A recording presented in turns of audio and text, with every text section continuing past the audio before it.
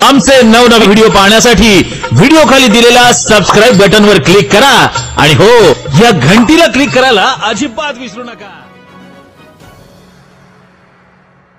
बातमी येते आहे मनोर गावामधून। मनोर गावामध्ये आढळून आला शार्क मासा, एकावर हल्ला आणि एक गंभीर।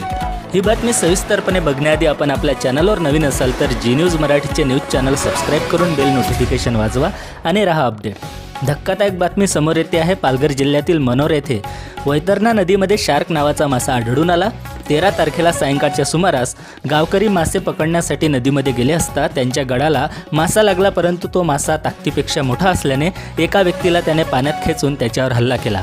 हल्ल्यामध्ये एक व्यक्ती गंभीर झाली असून अशी माहिती सूत्रांकडून जी न्यूज मराठीला मिळाली आहे।